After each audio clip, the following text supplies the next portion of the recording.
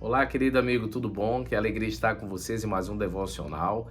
Ontem não foi possível gravar, estávamos voltando de viagem e pegamos aí esses transtornos da estrada, que agora está com paralisações, pistas fechadas, mas Deus nos ajudou, que a gente fez um outro caminho, chegamos aqui na madrugada, porém o dia foi bem cansativo e não foi possível gravar. Hoje a gente retorna então de Mateus 22, a continuidade do capítulo para a gente concluir. A gente estudou, se você olhar aí na terça-feira, as bodas que Jesus fala, né, sobre a parábola das bodas, e depois agora a gente chega no aspecto dos tributos e um novo grupo entra em ação. Não é mais os saduceus nem os fariseus questionando Jesus, e sim os herodianos, como diz no verso 16.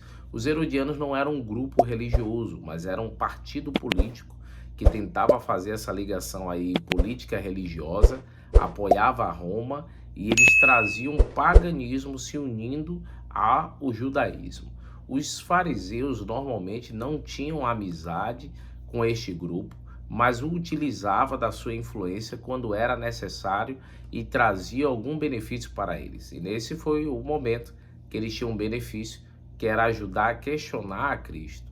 Então ali foi questionado em relação ao cristão, ao judeu, né? Que não era cristão ainda o povo, mas os judeus, se deveria ou não pagar imposto.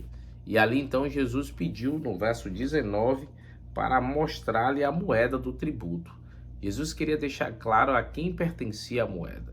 E de um lado ela tinha ali a foto de Tibério, filho de Augusto, e na outra também uma inscrição do sacerdote romano. Então era uma moeda que seus dois lados mostrava que era pagã. Então Jesus queria deixar claro que aquela moeda era do povo que estava agora ali mantendo Israel sob seu domínio.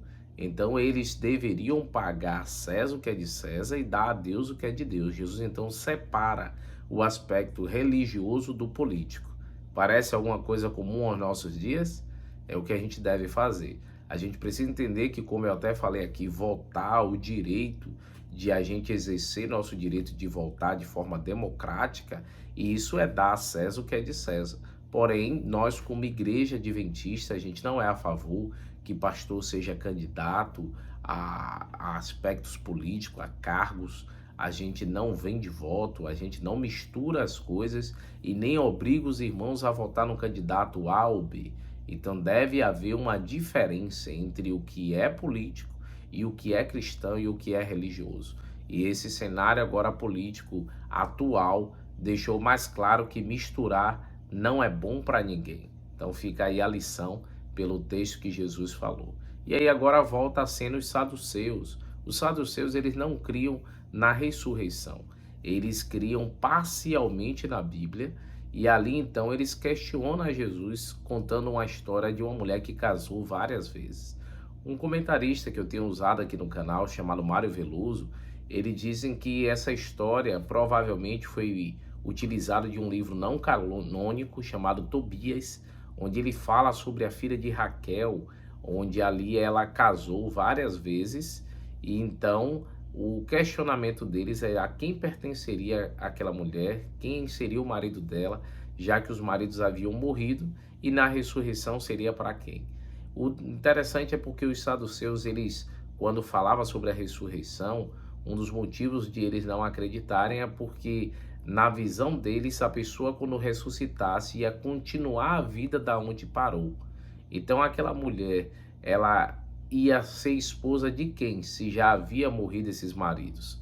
E aí então Jesus deixa claro que a observação deles sobre o aspecto da ressurreição estava errada.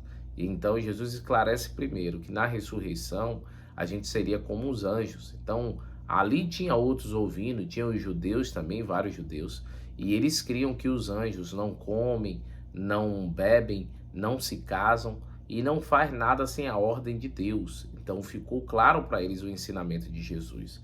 E ainda quando a gente olha o texto, Jesus ainda diz mais assim, ó, verso 31. E quando a ressurreição dos mortos não tende lido o que Deus vos declarou, eu sou o Deus de Abraão, o Deus de Isaac, o Deus de Jacó. Ele não é Deus de mortos, e sim de vivos. Ouvindo isso, as multidões se maravilhavam na sua doutrina. Por quê? Porque os saduceus, eles criam que eram descendente direto de Abraão. Então Abraão cria, aqui também quando ele diz, olha, Isaac, todos eles criam na ressurreição. Lembra da história de Abraão e Isaac, que ele foi ali para sacrificar o seu filho? Em Hebreus diz que Abraão pensou assim, de fazer sem medo, porque ele sabia que Deus podia ressuscitar o seu filho. E aí também vem o aspecto do grande mandamento. Os fariseus agora entram em cena, sabendo que ele fizera calar os saduceus, e reuniram-se em conselho. Então, assim, uma pessoa de plena consciência, depois de ver dois grupos apanhando, era para sair de cena, né? Mas os fariseus ousados foram ali questionar Jesus. E o questionamento um deles, intérprete da lei, experimentando, lhe perguntou: mestre, qual é o grande mandamento da lei? Então, por que ele questionou isso? Porque sabia que Jesus não tinha estudado com os eruditos e eles queriam ver se Jesus ia desfazer da lei e o que ele tinha a ensinar sobre isso. E ali agora Jesus faz algo extraordinário. Jesus liga dois textos que para a gente são textos bíblicos, mas para eles eram algo assim de fundamental na sua doutrina, que quando ele fala amar a Deus sobre todas as coisas e amar o próximo como a ti mesmo, já eram textos da Sagrada Escritura. E há um texto aí especial, que é quando ele fala sobre amar a Deus sobre todas as coisas, ele usa o xamã, que é Deuteronômio 6, 4 e 5. Então ali o xamã diz: ouve Israel, o Senhor nosso Deus é o único Senhor. Amarás, pois, o Senhor teu Deus de todo o coração, de toda a tua alma e de toda a tua força. Se você colocar aí no YouTube, xamã, e colocar o texto de Deuteronômio, você vai ver que muitas sinagogas se iniciam o seu culto com o xamã. Então é Deus sobre tudo. Então aquilo ali foi importante. Porém, em Levítico, o segundo parecer de Jesus, né? Levítico 19, 18 diz: amará teu próximo como a ti mesmo. Alguns rabinos consideram-se esse o maior mandamento, porque colocar o outro acima de si é mostrar que eu reconheço a importância daquele que está ao meu redor. Então Jesus agora trouxe esse ensinamento para eles, algo importante, casando esses dois mandamentos. E se você for observar, é o resumo da lei. Quando eu amo a Deus, eu não vou o quê? Fazer imagem de escultura, não vou adorar outros deuses, vou guardar o sábado reconhecendo como o dia do Senhor. Se eu amo o próximo, eu não vou adulterar, matar, não vou cobiçar aquilo que o próximo tem. Então você vê que é um resumo da lei, aquilo que Jesus fez. E então ali deu um grande ensinamento para o povo. E aí ele conclui o Cristo, filho de Davi, no qual ele diz assim: reuniu os fariseus e interrogou a Jesus: quem pensai vós do Cristo, de quem é filho? Responderam eles: de Davi. E aí ele diz: olha, como assim de Davi? O Cristo, ele é alguém superior, porque se ele é alguém divino, como é que ele é filho de Davi? E ali Jesus, ao explicar, ele não quis dizer que ele não falou diretamente que ele era filho de Davi, que ele era acima de Davi, para não causar um escândalo, um problema maior. Mas aqueles que estavam ali entenderam que ao ele falar, ele estava deixando claro que aquele que viria, o Cristo, ele mesmo, era superior até a Davi. E verdadeiramente, Cristo é o nome exaltado que deve estar sobre todas as nações. A ele toda honra, toda glória e todo louvor. Vamos orar ao nosso Deus? Ore comigo nesse momento. Querido Deus, ó Pai, que alegria, Senhor, estar em Tua presença, aprender das Suas sagradas Escrituras e entender que Tu és Deus que nos ama e tem sempre um plano especial para a nossa vida. Pedimos também, Senhor, pela Thaisa, seu esposo Kennedy, abençoe também ele nesse novo emprego, a irmã Domingas, a Auriane e seus filhos, ela que também pede pelo seu esposo, que o Senhor o abençoe. Abençoe a dona Nazaré, que está fazendo tratamento contra o câncer ali de Quatipuru. Abençoe, Senhor, a irmã Áurea, que a gente vai até vê-la essa semana, a irmã Adelaide, a Miriam, a Cláudia também, o seu esposo Félix, seu também primo Pedro.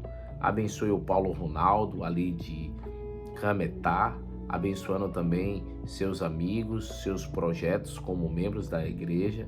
Abençoe a Joelma. Abençoe também, Senhor, a Raíssa, que está em São Paulo com seu marido. Abençoe também seu filhinho, a irmã Aninha, ali do São José. Abençoe também o Berino, a Aldenora, e sua filha também, ó Deus, sua tia e sua prima. É o que nós te pedimos no nome de Cristo Jesus. Amém, Senhor. Meus amigos, não se esqueça aí que hoje a gente vai colocar o estudo bíblico, não foi possível ontem, tá certo? Às 18 horas a gente vai estar colocando aí para você ver também. Um abraço, queridos. Tchau, tchau.